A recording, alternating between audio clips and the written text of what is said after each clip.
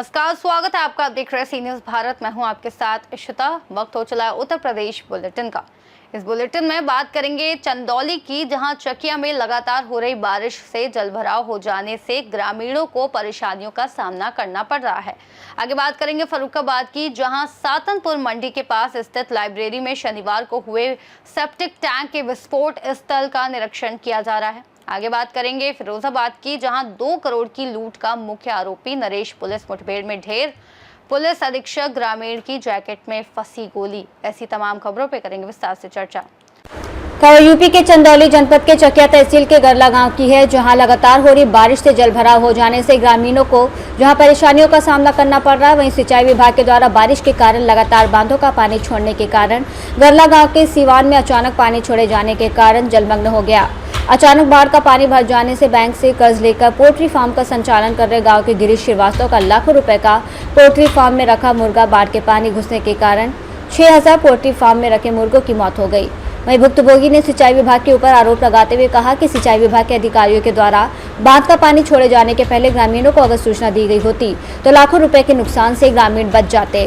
वहीं poultry farm संचालक भुक्तभोगी के सामने रोजी रोटी की समस्या उत्पन्न हो गई है। भुक्तभोगी ने आर्थिक मुआवजा को लेकर सरकार का ध्यान आकर्षित कराया है। नाम परिचय बताइए। गिरीश कुमार श्रीवास्तव, गरला चकिया चंदौली का रहने वाला। क्या समस्या है यहाँ पे? समस्या ये है कि बार बार सिंचाई विभाग द्वारा पानी छोड़ दिया जा रहा है और लगभग ये हम लोग को पर्यटकों को दर्शन करने के लिए यहाँ ये बार बार जो पानी छोड़ रहे हैं उससे हम कर्ज लेकर के पोल्ट्री हाउस चालू किए, जो कि आप देख सकते हैं ये पीछे है। और इसमें हमारा पूरा 30-40 लाख रुपए का माल तैयार था। 6000 बच्चे का ये है सेट, और पूरा जिसके पानी के भराव की वजह से पूरा हमारा माल नुकसान हो गया। अब हम बैंक से लोन लिए हैं, कर्ज कहाँ से भरेंगे? ये इस सीजन में दूसरी बार हमारे पोल्ट्री हाउस में पानी छोड़ा गया है। कम से कम आला अधिकारी जो सिंचाई विभाग के हैं या कोई भी कार्यालय से हम लोग को सूचित मिल जाया करता तो हम लोग अपना मुर्गा जो है पहले हटा लिया होते। ये जो है बार बार ये हम लोग को बिना सूचित किए हम लोग को पानी छोड़ दिया जा रहा है। इस बार तो इतना पानी आया कि जो देख सकते हैं आपके फार्म हाउस में अभी भी बाढ़ का दबाव है, और जिसकी वजह से मेरा 30-40 लाख रुपए का नुकसान हो गया है, जो कि पीछे पड़ा हुआ है पूरा। उसका भी वीडियो आप बना सकते हैं। पूरा का पूरा मेरा तैयार माल नुकसान हो गया। अब हम बैंक का कर्ज कहाँ से चुकता करेंगे? घर कहाँ है तार? का समस्या है? घरे में कुल पानी चढ़ गल भैया, कुछ चारा हमारा गोरु बचन पड़ला, चाउर गेहूँ कुल बुड़ गयल, मन जल्दी जाना है।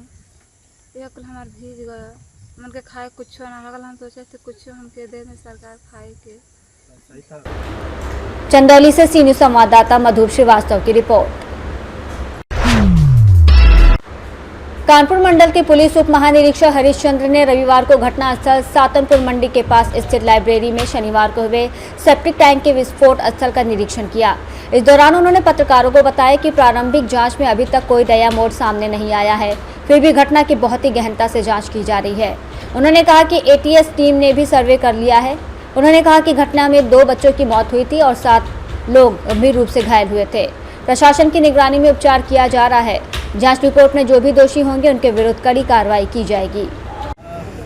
ऑलरेडी जो है वो कल एक घटना कादरी गेट थाना क्षेत्र में हुई है, जहाँ हम लोग खड़े हुए हैं, और उस पर आज हमारे फोरेंसिक एक्सपर्ट्स भी सुबह से निरीक्षण कर रहे हैं। आज BDDS की टीम भी आई थी और ATS की टीम भी कल जो है निरीक्षण कर चुकी है। प्राइमरी जो अभी तक निकल के आया है कि एक ये आप देख रहे होंगे मकान है, इसके नीचे एक टैंक बना हुआ है, और उसी टैंक के ऊपर जो है रिसेप्शन बना था और उसमें एक कोचिंग चल रही थी। संभवतः जो टैंक का आउटडोर्स होते हैं वो नहीं दिया गया था, और उसमें जो है गैस मीथेन गैस बन गई थी, जो अभी तक प्राइमरी जानकारी निकल के आई है। और उसी में प्रेशर हुआ या क्या चीज़ें रही, ब्लास्ट हुआ। ब्लास्ट होने पर मौके पर जो बच्चे थे वो गंभीर रूप से घायल हो गए थे, और 7 अन्य छोटे बच्चे जो पढ़ रहे थे वो भी घायल हुए थे। इसमें 2 बच्चों की वो डेथ हो गई थी, आज उनका अंतिम संस्कार भी हो गया, और बाकी 7 का जो इलाज चल रहा है, जो गंभीर रूप से घायल नहीं हुए, तो माइनर इंजरीज में है। और पूरा उनका मेडिकल जो व्यवस्था है वो हमारे जो डिस्ट्रिक्ट मजिस्ट्रेट और SP ने देखा है। इसमें डिटेल्ड में इन्वेस्टिगेशन चल रही है, और फोरेंसिक की टीम अभी आई है। फोरेंसिक की टीम ने नमूने लिए हैं, और अपनी जांच रिपोर्ट लिख के देंगे। उसके बाद इस पर फर्दर जो लीगल एक्शन होगा हम लोग लेंगे। सर एटीएस टीम भी यहाँ पर आई हुई है? एटीएस की टीम आई थी, एटीएस की टीम ने भी देखा है। प्राइमरी जो कंक्लूजन है सभी लोगों ने यही बताया है कि ये विस्फोट जो हुआ है वो गैस की वजह से हुआ है। इसमें कोई विस्फोटक पदार्थ या उस तरह की चीज़ें अभी तक नहीं मिली। ठीक सर, थैंक यू। फर्रुखाबाद से सीनियर संवाददाता आदेश की रिपोर्ट। फिरोजाबाद में 2 करोड़ रुपए के लूटकांड में शामिल मुख्य आरोपी नरेश उर्फ पंकज रविवार देर शाम पुलिस मुठभेड़ में ढेर हो गया। आरोपी कुछ ही घंटे पहले पुलिस अभिरक्षा से फरार हुआ था। उसकी तलाश में लगी पुलिस टीम ने उसे घेर लिया, जिसके बाद मुठभेड़ में गोली लगने से उसकी मौत हो गई। इस दौरान पुलिस अधीक्षक ग्रामीण अनुज चौधरी की बुलेट प्रूफ जैकेट में गोली फंस गई, जबकि थाना रामगढ़ प्रभारी संजीव दुबे भी गोली लगने से घायल हो गए। घायल इंस्पेक्टर को इलाज के लिए अस्पताल में भर्ती कराया गया है। नरेश 2 करोड़ की लूट के मामले में मुख्य आरोपी था। 30 सितंबर को कानपुर से आगरा जा रही जीके कंपनी की कैश वैन से बदमाशों ने चालक के साथ मारपीट कर 2 करोड़ रुपए की लूट की थी। इस मामले का पुलिस ने शनिवार रात खुलासा करते हुए 6 आरोपियों को गिरफ्तार किया था और उनके कब्जे से लगभग 1 करोड़ रुपए और 2 कारें बरामद की थी। एसएसपी सौरभ दीक्षित ने बताया कि मुठभेड़ के दौरान आरोपी ने पुलिस पर जानलेवा हमला किया, जिसमें एक अधिकारी घायल हुआ। पुलिस की जवाबी कार्रवाई में नरेश को गोली लगी। आरोपी से पूछताछ के दौरान 20 लाख रुपए की बरामदगी की गई थी। वहीं आज भी करीब 20 लाख रुपए की बरामदगी की गई है। मुठभेड़ हुई है, क्या है पूरा मामला इसका? पूरा पुलिस कस्टडी से आरोपी फरार हुआ था, किस तरह से ऑपरेशन चला, क्या कार्रवाई हुई? देखें, कल देर रात्रि मीडिया को अवगत कराया गया था कि दिनांक 30 सितंबर को थाना मक्खनपुर क्षेत्रांतर्गत कारित की गई लूट की घटना में कुल 6 अपराधी गिरफ्तार हुए थे, जिनके पास से 1 करोड़ रुपयों से ज़्यादा कैश, एक मोबाइल फ़ोन तथा नाजायज असलहे भी बरामद किए गए थे। पुलिस टीम द्वारा सभी को गिरफ्तार करके पूछताछ की जा रही थी, ठोस साक्ष्य संकलन किया जा रहा था, परंतु जो जीके एक्सचेंज कंपनी के प्रतिनिधित्व करने वाले लोग थे, उनके द्वारा जो लूटी गई संपत्ति है उसको काफ़ी ज़्यादा बताया गया था। इसी उद्देश्य से जो इसका मुख्य कर्ता धर्ता था नरेश, उससे पुलिस द्वारा और गहन पूछताछ की गई तो उसके द्वारा बताया गया कि उसने जो 4 पहिया गाड़ी थी किया सेल्टॉस, उसके 2 सीक्रेट कंपार्टमेंट थे।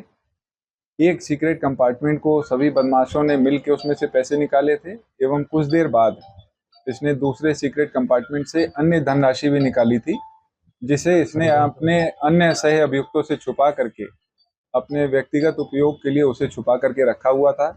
इस सूचना पे थाना मक्खनपुर पुलिस ने जनपद अलीगढ़ से कल देर रात्रि भी लगभग 20 लाख रुपए। फिरोजाबाद से सीनियर संवाददाता बबलू फरमान की रिपोर्ट। खबर मुरादाबाद से है, जहां राष्ट्रीय स्वयंसेवक संघ की स्थापना के 100 वर्ष पूरे होने पर जन जागृति के लिए आयोजित विजयदशमी उत्सव कार्यक्रमों की श्रृंखला में सूरजय नगर खंड के कमलापुरी मंडल का पथ संचलन कार्यक्रम राम शरण लाल मेमोरियल इंटर कॉलेज में बड़े धूमधाम और हर्षोल्लास के साथ मनाया गया।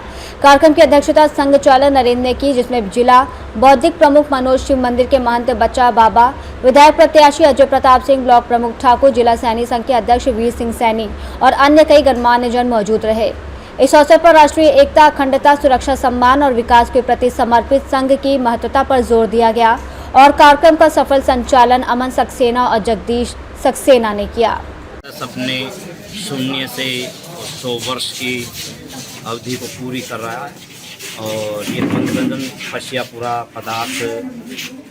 और सबसे बड़ी बात यह है कि 100 वर्ष में आरएसएस ने, संघ ने देश के लिए एक महान कार्य, महान योग्यता और देश की सेवा के लिए, और आज आरएसएस देश के हर जहाँ भी कहीं कोई आपदा आती है, कोई भी किसी तरह की विपदा देश में आती है, संघ हमेशा सर्वोपरि सबसे पहले आगे खड़ा है और हमेशा देश की सेवा के लिए। आज ये पथ संचलन कहाँ से कहाँ तक रहेगा? ये आज इंटर कॉलेज पश्यापुरा का और ये पश्यापुरा गांव और पश्यापुरा से आगे मंझरा होते हुए वापसी करेंगे।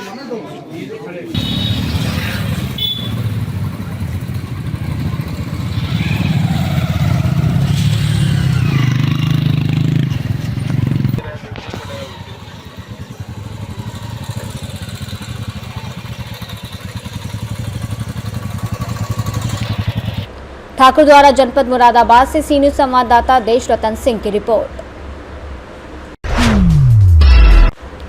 पीलीभीत में शनिवार को जुलूस गौसिया को शान और शौकत के साथ निकाला गया। जुलूस का आगाज सदर कोतवाली क्षेत्र के हशमत नगर से आस्ताने हशमतिया के सज्जादा नसीन मौलाना जरतब रजा खान की सरपरस्ती में हुआ। इसमें मौलाना बुरहान रजा खान, हाफिज इसरात सहित बड़ी संख्या में हकीकतमंद शरीक हुए। जुलूस में शामिल लोग या गौ सरकार की आमद मेहरबा की सदाएं बोलते हुए आगे बढ़ते रहे।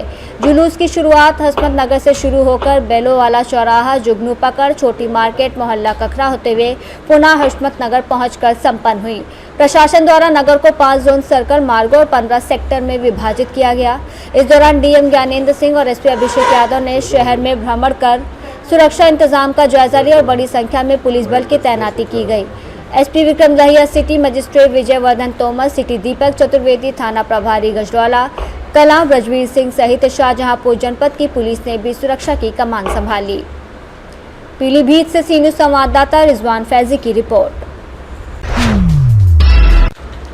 सहारनपुर के थाना गागलहेड़ी सरसावा की संयुक्त पुलिस टीम द्वारा पिछले 2 वर्षों से सहारनपुर सहित अन्य 3 जनपदों में डकैती, लूट की वारदातों को अंजाम देने वाला 1 लाख का इनामी वांछित शातिर लुटेरा अभियुक्त पुलिस मुठभेड़ में ढेर हुआ, जिसमें थानाध्यक्ष गागलहेड़ी के बाएं हाथ में गोली लगने से घायल, थानाध्यक्ष सरसावा की बुलेट प्रूफ जैकेट में लगी गोली। वहीं मृत शातिर लुटेरे की शिनाख्त इमरान पुत्र रज्जाक निवासी सोंटा रसूलपुर थाना भवन शामली के रूप में हुई है, जिसके विरुद्ध जनपद सहारनपुर, मेरठ, शामली, मुजफ्फरनगर के विभिन्न थानों में दर्जन भर से ज्यादा लूट, डकैती आदि आपराधिक मामलों के मुकदमे पंजीकृत हैं। पुलिस मुठभेड़ में शातिर लुटेरे के कब्जे से 2 पिस्टल, 32 बोर, 18 खोखा, 10 जिंदा कारतूस, 32 बोर थाना गागलहेड़ी क्षेत्र से लूटी गई। 1 मोटरसाइकिल और 1 अन्य मोटरसाइकिल घटना में प्रयुक्त बरामद की गई। आज थाना सरसावा में चेकिंग के दौरान ये सूचना प्राप्त हुई कि कुछ अपराधी जो हैं वो मोटरसाइकिल छीनकर भाग रहे हैं। उनका लगातार पीछा किया गया। उसमें इन अपराधियों द्वारा पुलिस पर फायरिंग की गई, जिसमें आत्मरक्षा पुलिस ने भी फायरिंग की और इसमें एक अपराधी घायल हुआ है, जिसको इमीडिएटली हॉस्पिटल जो है भेजा गया है। इसमें बाद में जो शिनाख्त की गई है, ये अपराधी इमरान पुत्र रज्जाक, रहने वाला सोंटापुर रसूलपुर थाना भवन शामली का पाया गया है। इस अपराधी के ऊपर में 13 के ऊपर लूट और डकैती के मुकदमे हैं। इस पर 1 लाख का। सहारनपुर से सी न्यूज संवाददाता शाकिर राजपूत के साथ सलमान अली की रिपोर्ट। बुलेटिन में फिलहाल के लिए इतना ही। देश और दुनिया की तमाम बड़ी जानकारियों के लिए देखते रहिए सी न्यूज भारत।